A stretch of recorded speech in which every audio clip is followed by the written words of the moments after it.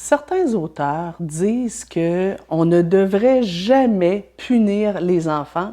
Ils disent même que ce serait une violence éducative ordinaire. Est-ce que vous êtes d'accord avec ça?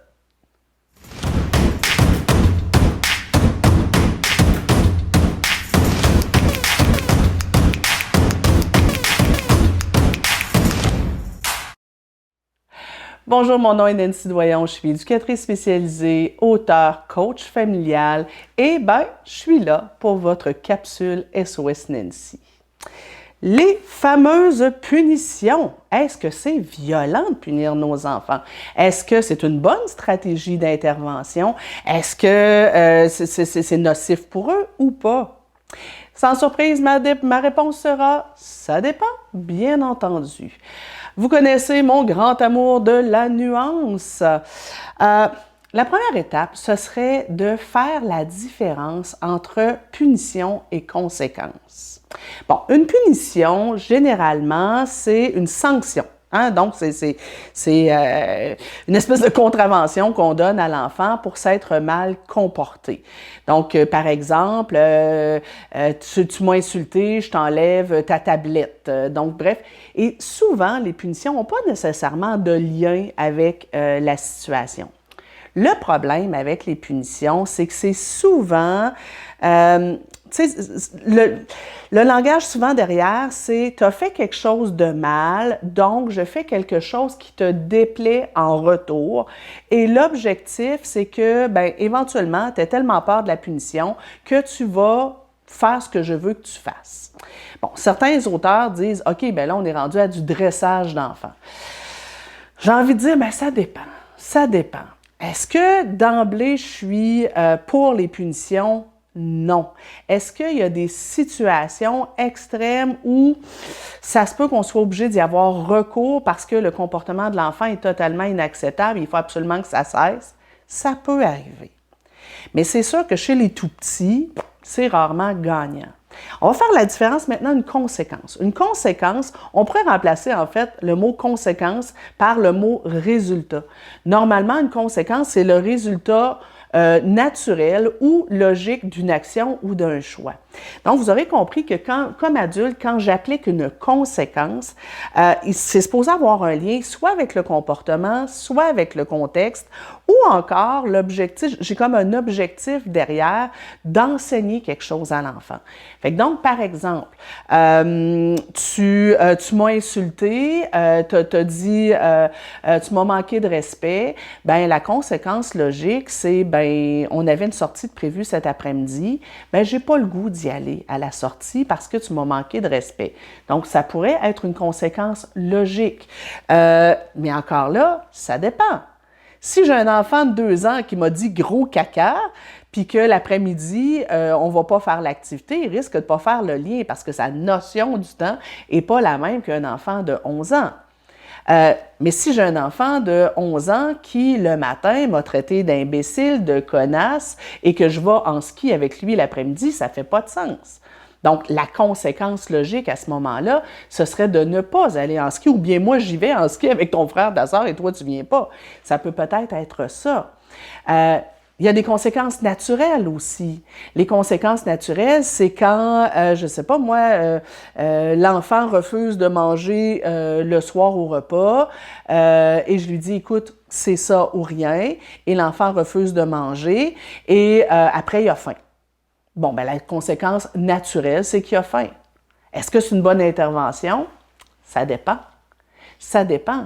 Si ce que j'ai préparé comme repas, on imagine un enfant de 2 ans, 3 ans, 4 ans qui est en train d'apprendre ses signaux de satiété, il ne sait pas trop comment ça marche, de refuser, il ne mange pas trop ou il a peut-être juste pas faim parce qu'il a comblé ses besoins alimentaires à l'école ou à la garderie et puis de refuser qu'il mange toute la soirée. C'est un peu excessif, vous ne pensez pas? Oui, ma conséquence serait logique, mais en même temps, elle serait démesurée. Maintenant, si j'ai un enfant, je ne sais pas, moi, de 7-8 ans, j'ai cuisiné un nouveau plat ou quelque chose de très épicé, très relevé, ou encore quelque chose que je sais que lui, là, ça élève le cœur. ben de lui dire c'est ça ou rien, puis qu'après ça, ben je le laisse avoir faim, ça aussi, je trouve ça intense. Je trouve ça un peu démesuré, je trouve que ça manque de respect. Maintenant, si j'ai un enfant que je sais, là, j'ai cuisiné des lasagnes, d'habitude, il aime ça, des lasagnes, et là, ce soir, il est en train de faire un test, il fait des chichis, puis il me fait non, non, non, c'est pas des lasagnes que je veux, moi, ce soir, ce que je veux, c'est que tu me cuisines telle autre affaire, et que je lui dis, ah, ben non. Ce soir, c'est des lasagnes ou rien. Et là, tu sais, il essaye, là, il fait quelque chose, là, puis il dit non, moi, je ne mange pas dans ce cas-là, et qui vient me voir au bout d'une demi-heure, puis qui me dit ben maintenant, j'ai faim. Ben, je dis ben non, mon loulou. Ta collation, elle est prévue, par exemple, à 20h ou à 19h30. Puis, ben, ta collation, ce sera peut-être pas un bol de céréales sucrées ce soir. Peut-être qu'on va te donner des crudités et un morceau de fromage parce que, ben, t'as pas mangé au repas et on va pas te laisser ne pas manger au repas et te bourrer de sucre par la suite. Et là, je suis en train d'appliquer une mesure, une conséquence qui est logique. Parfois aussi, des conséquences logiques, ça peut être des mesures réparatrices. J'ai fait quelque chose qui a fait de la peine à ma petite sœur, je lui fais un dessin pour lui faire plaisir. Ce matin, je nous ai mis tout le monde en retard parce que, bon, j'ai trop pris mon temps pour me préparer pour aller à l'école. Et ce soir, ben, je fais une tâche pour t'aider, maman ou papa, pour reprendre un petit peu le temps que je vous ai fait perdre ce matin. Mesure réparatrice. Mais admettons, je reviens aux punitions. Admettons que j'ai, je sais pas moi, un enfant de 10, 11, 12 ans qui, de façon régulière, manque de respect à sa sœur et qui dit des choses vraiment, tu sais, blessantes à sa sœur. J'en ai discuté avec lui. C'est clair ce que j'attends de lui. On a essayé des conséquences, des mesures réparatrices, s'excuser. On a essayé des conséquences logiques. Ça marche pas. Le comportement change pas. Et là, je réalise qu'il commence à généraliser ça et aussi proférer des insultes à l'école à des camarades de classe. Bien, ça se peut que je mette en place un protocole, une stratégie, de dire, OK, à partir de maintenant, chaque fois qu'il y aura un manque de respect, voici la conséquence ou la punition qui viendra avec. Et là, ça se peut que, bon, ma punition ou ma sanction soit pas tout à fait logique en fonction de ce qui s'est passé, parce qu'à un moment donné, des fois, on manque d'imagination concernant les conséquences logiques.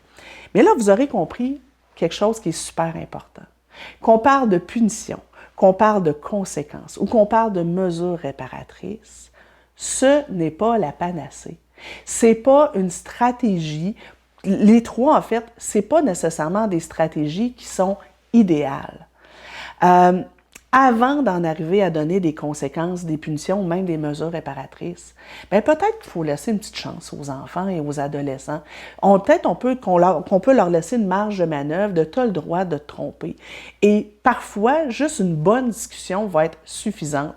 Je vous dirais qu'ici, généralement, avec nos enfants, quand ils sont mis les pieds dans les plats ou qui ont eu des mauvais comportements, une bonne discussion, la plupart du temps, c'était amplement suffisant. On n'avait pas toujours besoin d'aller vers des conséquences et des punitions, ni même des mesures réparatrices. Parfois aussi, ça va être de se demander, est-ce que l'enfant sait exactement ce que j'attends de lui? Est-ce qu'il y a des comportements alternatifs qu'il peut faire? Donc, tu sais, si mon jeune a tendance à pousser, sais-tu comment régler ces conflits autrement qu'en poussant? Est-ce que je me suis aussi... Est-ce que j'ai réfléchi à c'est quoi le besoin, c'est quoi la cause, c'est quoi la fonction de ce comportement-là et est-ce que j'ai répondu à son besoin? Est-ce que je l'ai aidé à s'entraîner à d'autres stratégies d'intervention, à d'autres stratégies de comportement?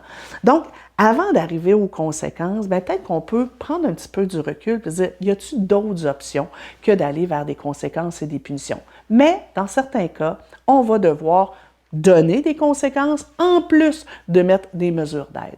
Alors, c'était un petit peu ma réflexion. Et là, vous vous dites, ah, OK, ouais, mais là, c'est quoi de mesure? Ça serait quoi la conséquence logique pour telle chose, telle chose, telle chose? Je vous invite à aller sur sosnancy.com. J'ai un texte qui s'appelle Conséquences et punitions.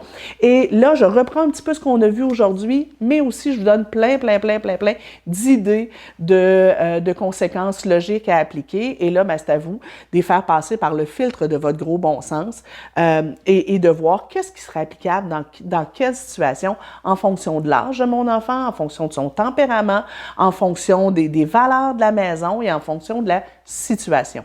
Il n'y a rien de magique, mais bon, on se rappelle qu'on a 18 ans pour élever un enfant, 24 si c'est un garçon. Il n'y a pas d'urgence. C'est correct. Il n'y a pas une conséquence qui va tout régler. Alors, on répète, on est là, on accompagne et les conséquences, c'est un des éléments de notre coffre à outils. Bonne journée!